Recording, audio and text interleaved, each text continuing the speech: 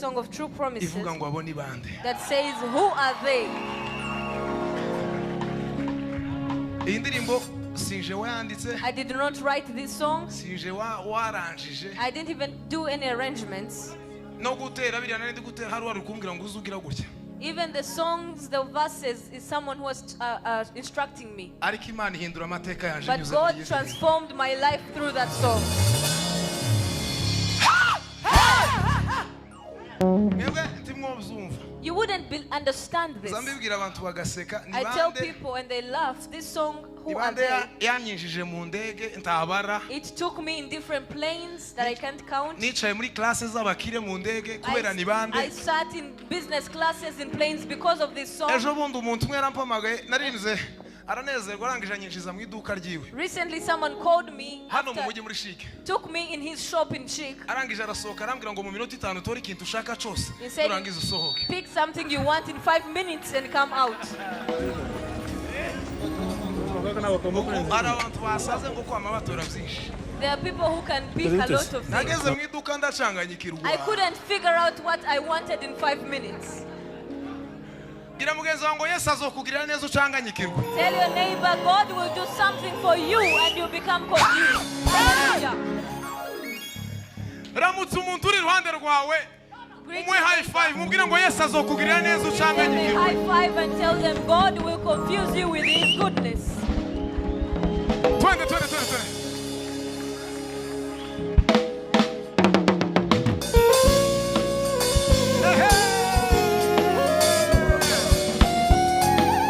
Tugenda gutya twese.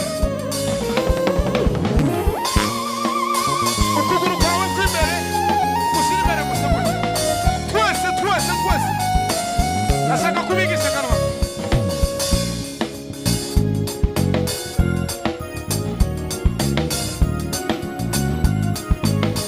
Everybody, I want to see you move for Jesus.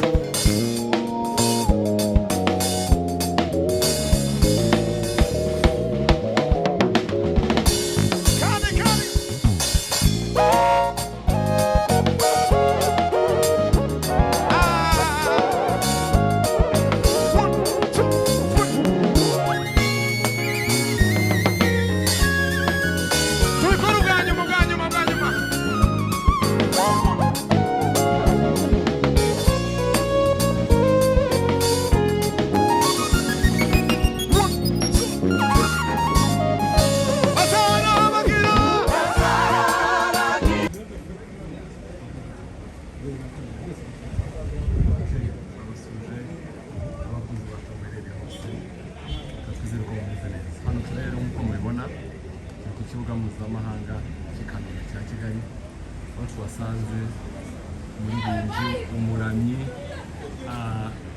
Ese ko tusanze ibyo ku ndege uri mu bagenda cyangwa uri mu bazi?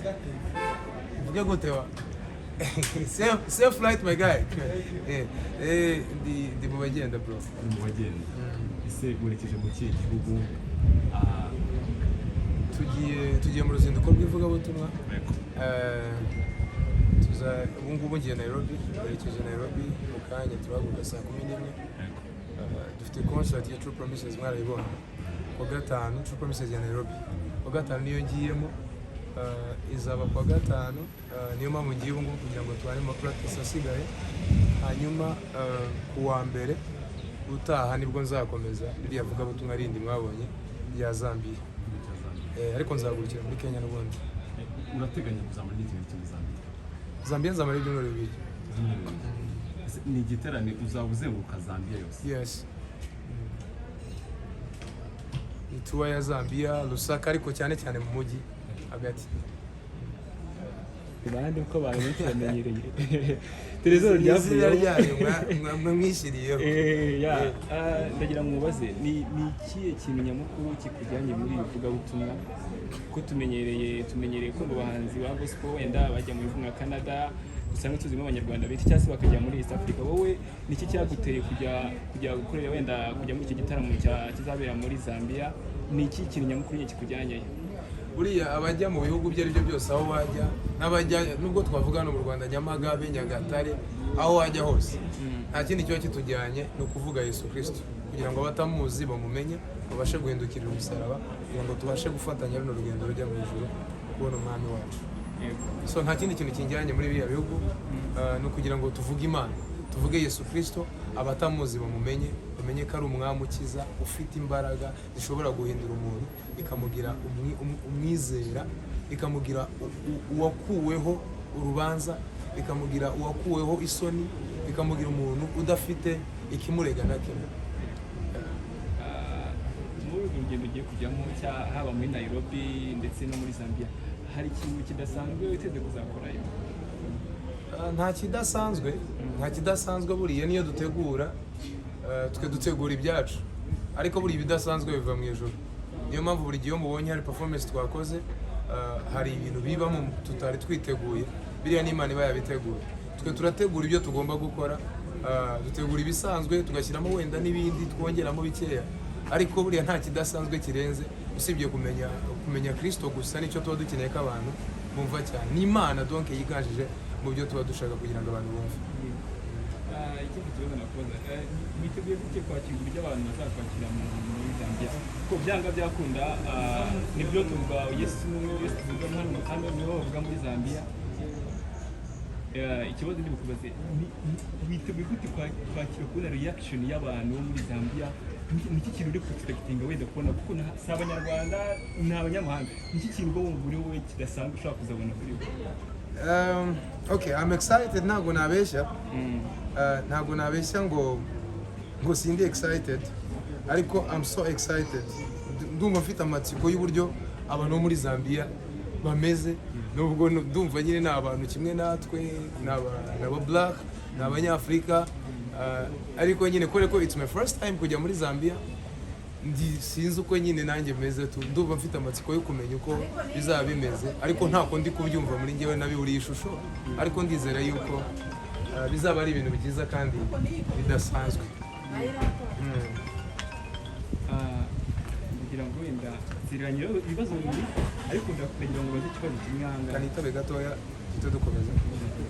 Kuriya mu bantu bakoze uratubwira niba ari ibisanzwe cyangwa se hari ubundi buryo budasanzwe ukoresha, ni gute witegura mu buryo bw'umwuka ku rwego mpuzamahanga? Nyine urumva ushobora gutumirwa muri Foursquare cyangwa se ugatumirwa muri Gacaca hano mu Rwanda, ariko biratandukanye n'uko ushaka kutumira hanze nko muri nyine mu gihugu cyo hanze.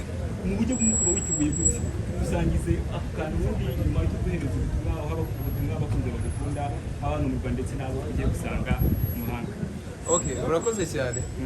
Biraza kubatangaza, ariko njyewe ivugabutumwa ryo muri Foursquare nk'uko wari wivuze, cyangwa muri Restoration, cyangwa ahandi hose ndifata kimwe n'ivugabutumwa n'ubundi ryakure mu mahanga, kuko abo tubwiriza ntabwo tubwiriza abanyamahanga bakure cyangwa abanyarwanda. Twe tuba dukeneye souls, ubugingo bw'abantu uko bwemera bugakizwa. So umuntu uwo ari we wese ahari tuba dushaka ko akizwa. So uburyo nitegura, ndi mutegura ivugabutumwa ryawe, niba for example niba mfata amasengesho y'iminsi 3 ndi kwitegura n'urugero ndi kujya Foursquare, the same thing ndafata amasengesho y'iminsi 3 nitegura kujya Zambia cyangwa muri Kenya. Ahari hose najya mpfa kuba ngiye kuvuga Kristo, uburyo nitegura ni kimwe pe, nta bundi buryo buhambaye. Urakoze.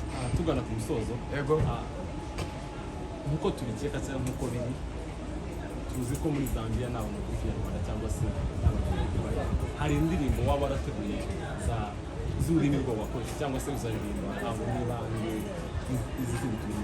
Okay, muri Zambia ntabwo bavuga Ikinyarwanda, ariko hariyo n'Abanyarwanda, ndetse nizera yuko bazaza tugataramana kuri uriya munsi. Mwanabonye ko muri publicité nakoze ebyiri z'Icyongereza n'Ikinyarwanda. For information, natangiye kuririmba Ikinyamurenge kera, ariko kuva icyo gihe cyose Song of True Promises ivuga ngo abo ni bande. that says, who are they? Iyi ndirimbo sinje wayanditse, I did not write these songs. sinje waranjije I didn't even do any arrangements. no gutera biriya nari ndi gutera, hari wari kumbwira ngo uzugira gutya, Even the songs, the verses, is someone who was instructing me. ariko Imana ihindura amateka yanje But nyuze God muri iyi ndirimbo. transformed my life through that song. Mwebwe ntimwumva uzumva. You wouldn't understand this. Zambibwira abantu bagaseka I tell people and they laugh. This song, who are they? Yanyinjije mu ndege ntabara. It took me in different planes that I can't count. Nicaye muri classes z'abakire mu ndege kubera ni bande. I sat in business classes in planes because of this song. Ejo bundi umuntu umwe yarampamagaye narinze aranezerwa arangije anyinjiza mu iduka ryiwe. Recently someone called me Hano mu mujyi muri Chic. took me in his shop in Chic. Arangije arasohoka arambwira ngo mu minota 5 tori ikintu ushaka cyose He said, urangiza usohoke. pick something you want in 5 minutes and come out.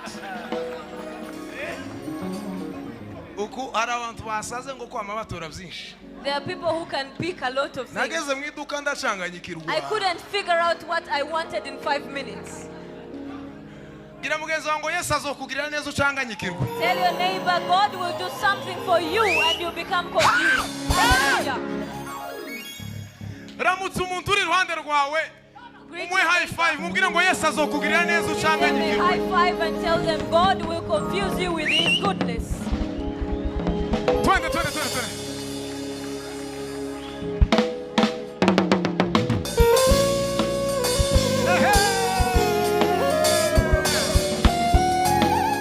Tugenda gutya twese. Ukuguru kwawe kw'imbere gushyira imbere gusa gutya. Twese.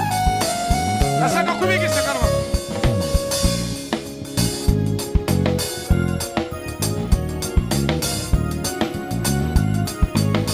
Everybody, I want to see you move for Jesus.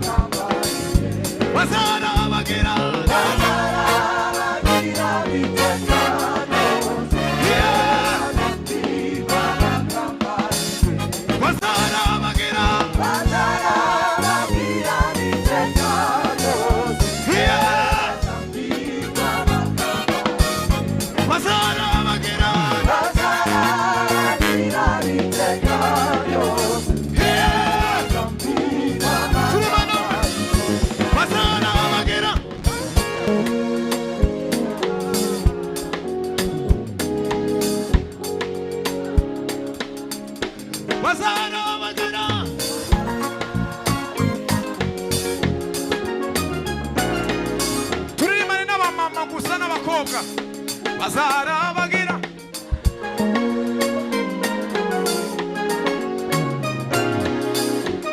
dose gatoya abamama n'abakobwa gusa kandi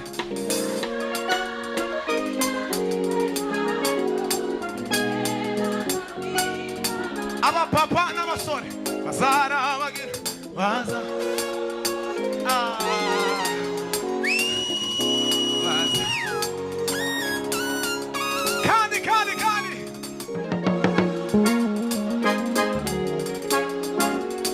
I can see the kids all over there. Abana batoya gusa. Azara. Ay. Thank you.